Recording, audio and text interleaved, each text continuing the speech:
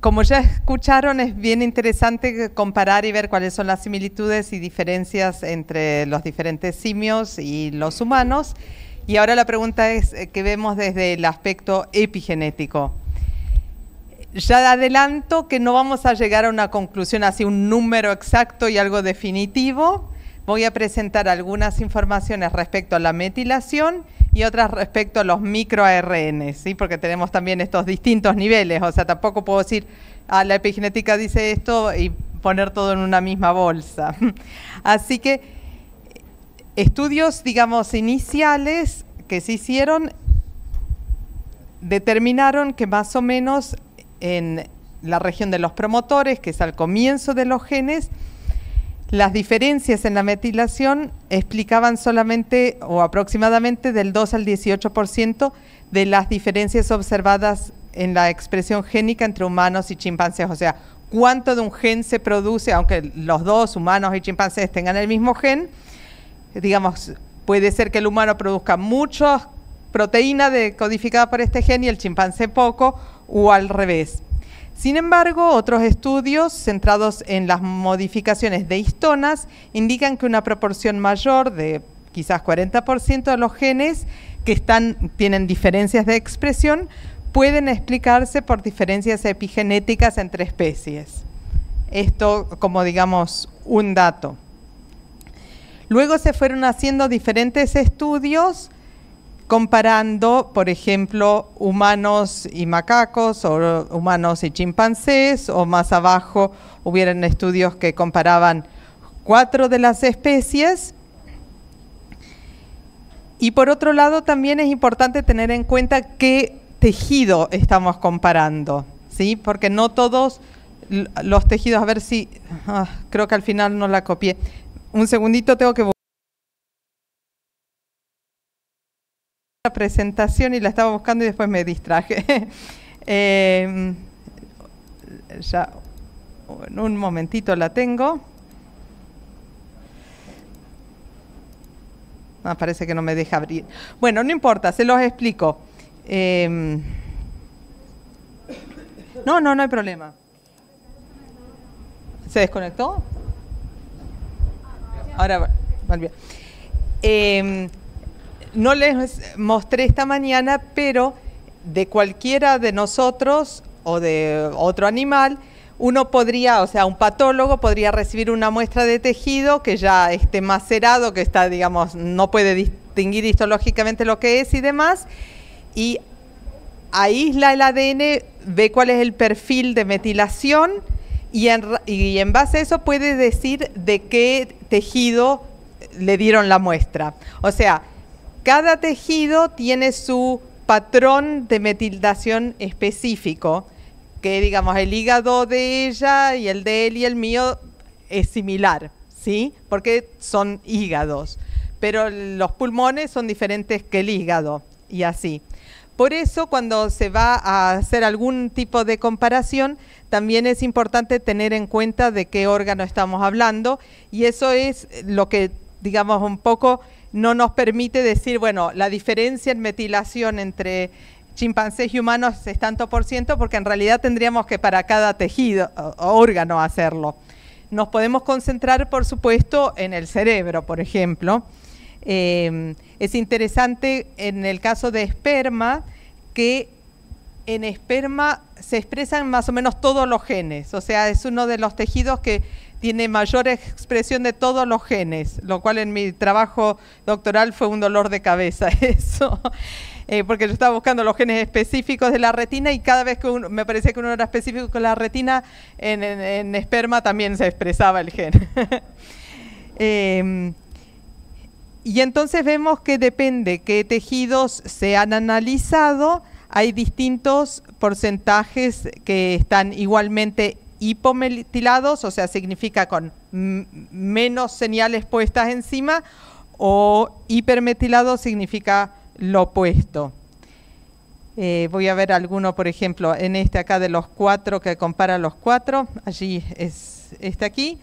dice que el 72% de las regiones hipometiladas están compartidas en las 4 especies, o sea, los 3 simios y humanos que compararon, y 43% de las regiones se encuentran en lo que se llamaría donde hay una gran concentración de Cs y Gs juntas. No voy a entrar en más detalles para no complicarles en la vida. Un segundito. Entonces, otro estudio dice, al considerar únicamente la variación en los sitios CPG, la diferencia entre las 2 especies aumenta a más del 15% entre humanos y chimpancés. Esta diferencia se debe a pérdidas y ganancias de metilación a una tasa aproximadamente igual. Sin embargo, el marcado, o sea, en algunos casos, en humanos tenemos más metilación, o sea, menos expresión de un gen, y más o menos el mismo porcentaje tenemos más expresión de un gen en humanos, porque en chimpancés está más metilado, ¿sí? O sea, no podemos decir en humanos tenemos más expresión de genes a nivel de cerebro que en los chimpancés.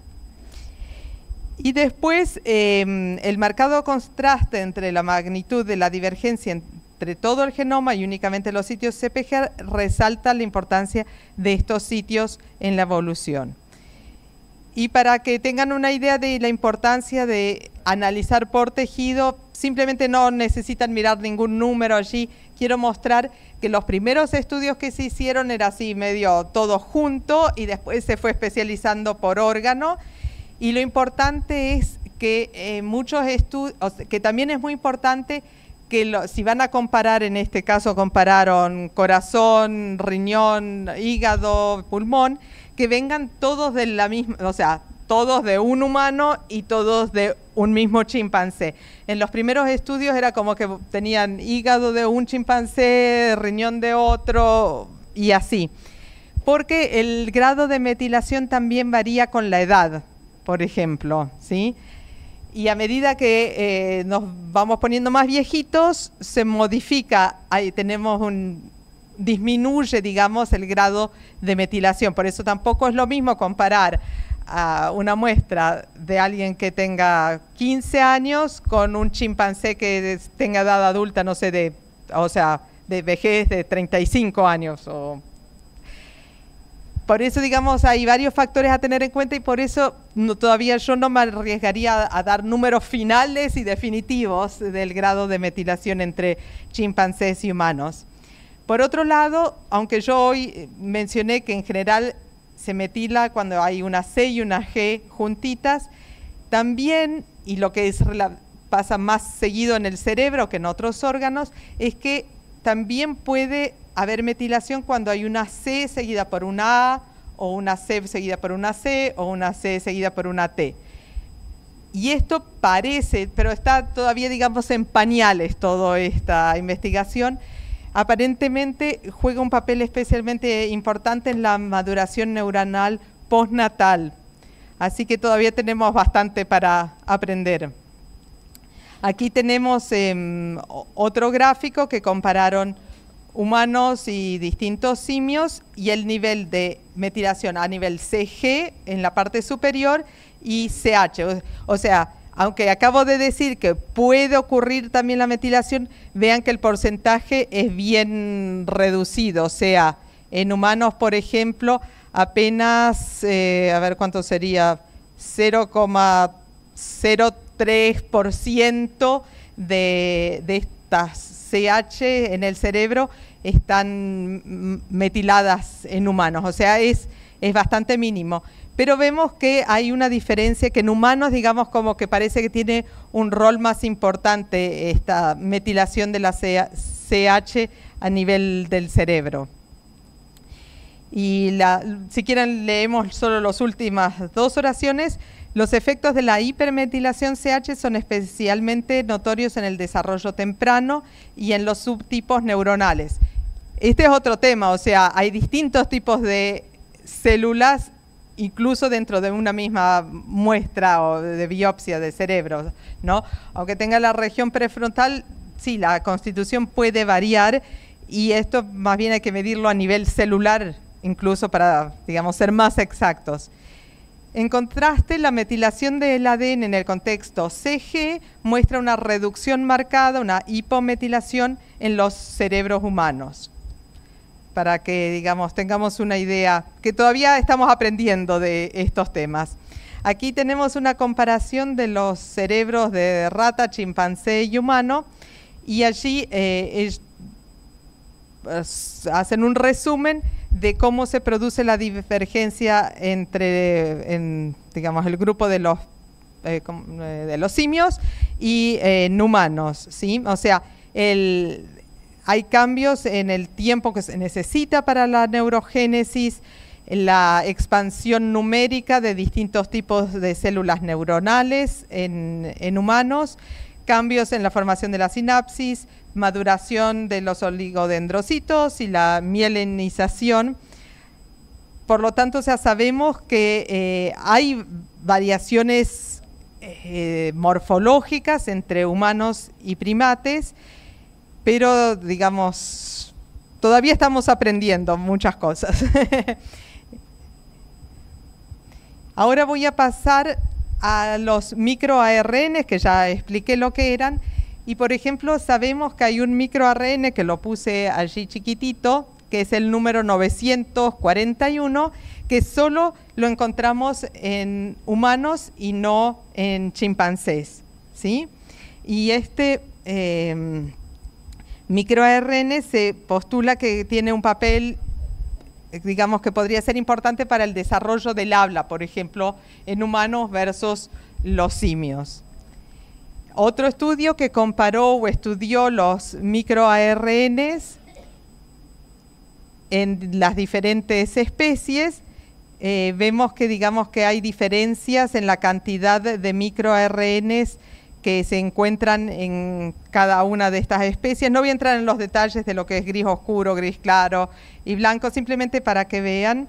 Y aquí un resumen de cuáles serían microARNs que son específicos para los humanos de acuerdo a un estudio del 2012. Así que, digamos, tomarlo con pinzas, porque esto es un área que, digamos, que se desarrolla tan rápido que entre el 2012 y ahora ya pasaron muchas cosas, pero fue el único que encontré que tenía así resumido.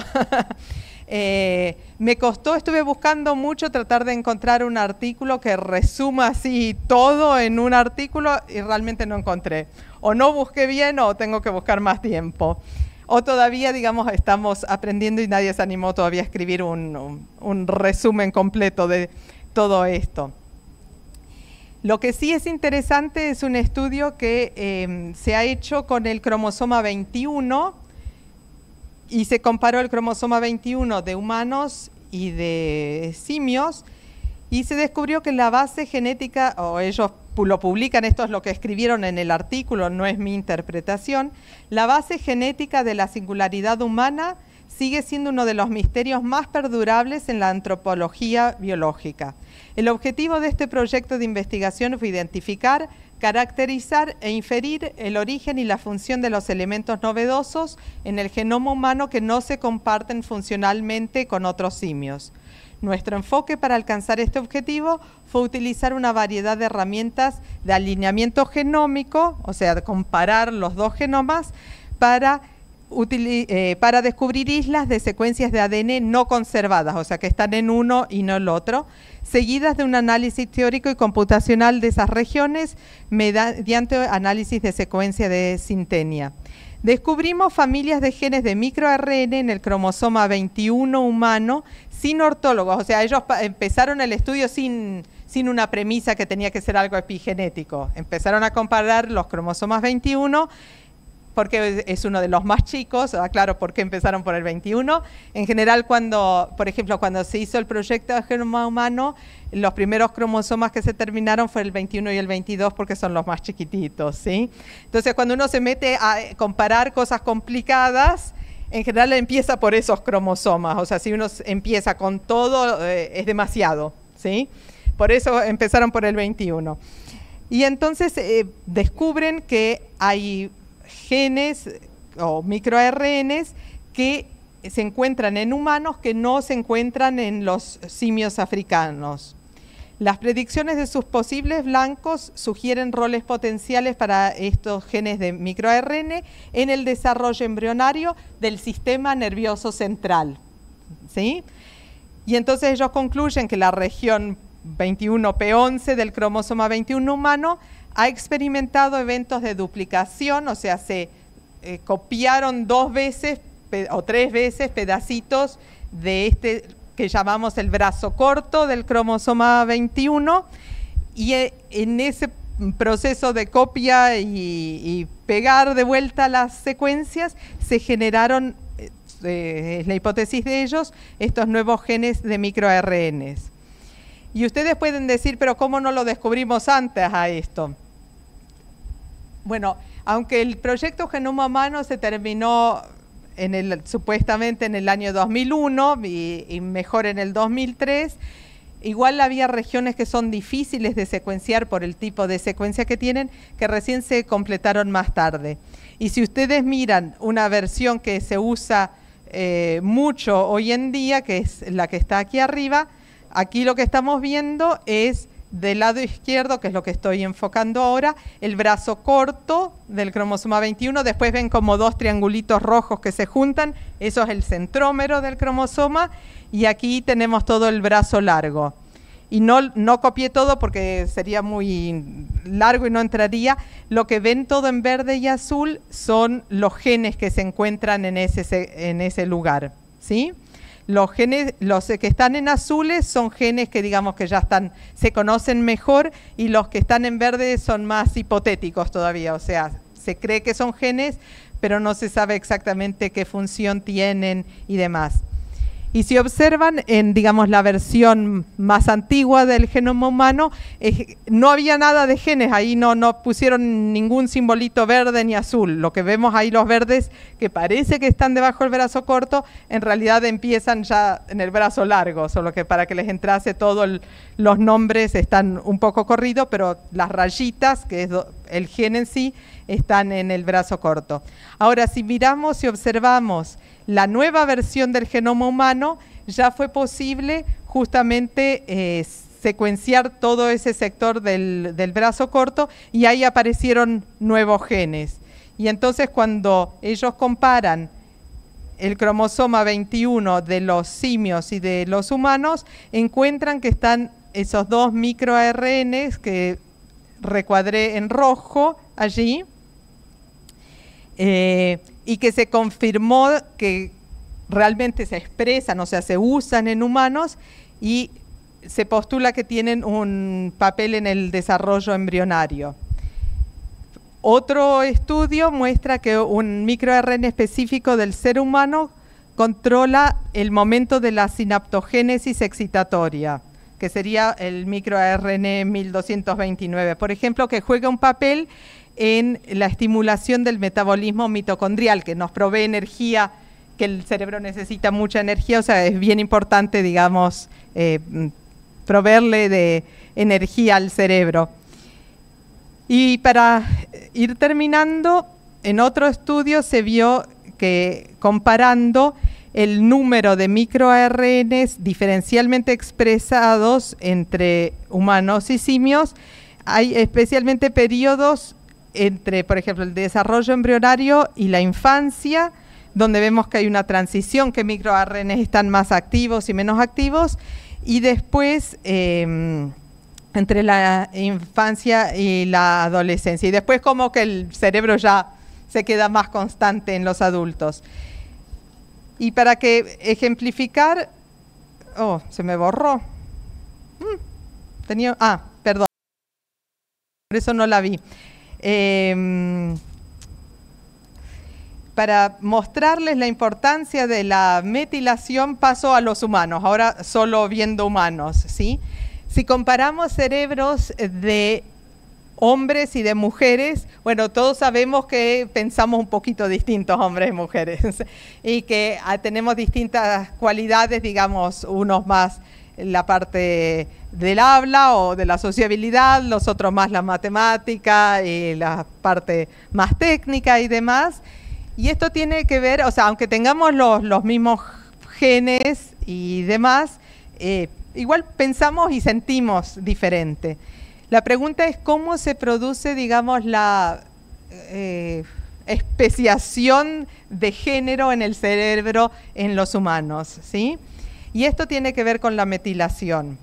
La producción de testosterona durante el desarrollo embrionario en un bebé, digamos, varón que se está desarrollando, hace que esa testosterona disminuya la actividad de la enzima esa que metila, la DNMT, ¿sí? Y entonces, en el cerebro de los hombres tienen menos metilado que el cerebro de las mujeres. Si no hay suficiente testosterona durante el desarrollo embrionario, entonces, bueno, puede ser que la mujer piense y sienta un poquito diferente, digamos, que el resto. Y esto también se puede medir, el porcentaje de metilación comparado en hombres y mujeres. Vemos que las mujeres tenemos más o menos un poquito más del doble de metilación que los hombres en nuestro cerebro. Así que digamos, quería terminar con un ejemplo que sea más concreto, más palpable y que, digamos, nos atañe a nosotros.